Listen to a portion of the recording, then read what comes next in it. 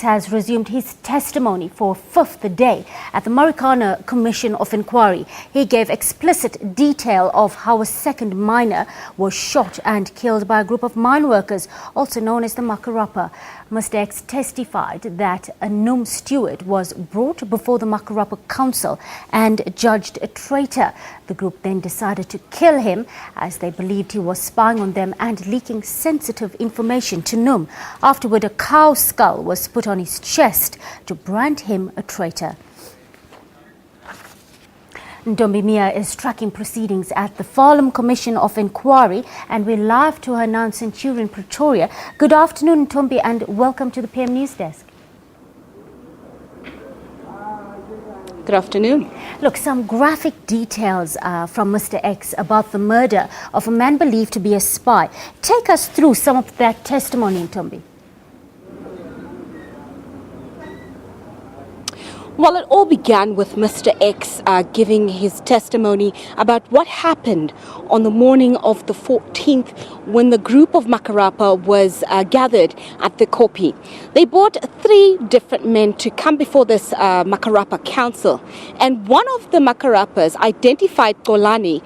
One of the makarapas, whose name is Xolani, identified Twala as a spy. What they then did was they stripped Xolani of all of his belongings, they stripped him of his cell phone, they stripped him of his gun, and then took him a few meters away from where the Kopi was, where they proceeded to hack him and shoot him to death.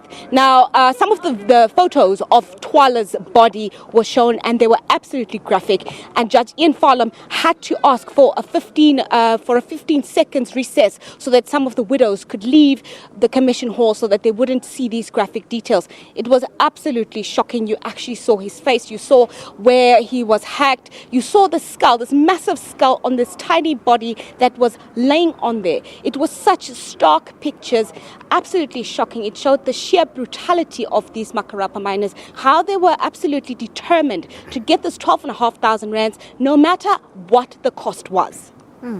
Ntombi, there have been several postponements with the Commission. Are we slowly but surely cutting to the heart of what happened that fateful day on the Kopi? Just your impression, Ntombi.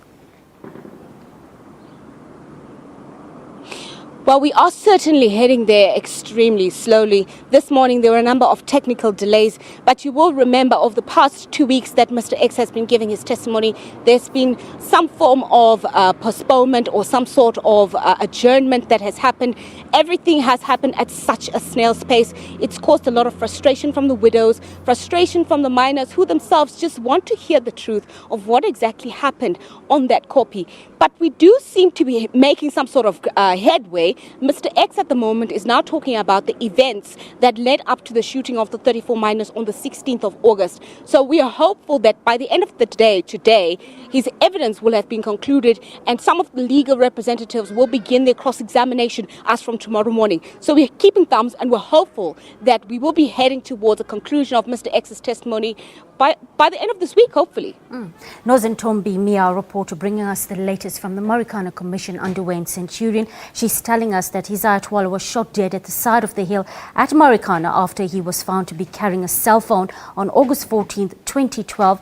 A witness identified only as Mr. X is on the stand. He told the inquiry in Pretoria, he gave testimony to this effect, and Mr. X, of course, may not be identified as it is to protect him from any sort of reprisal. So he is testifying via video link from an undisclosed location.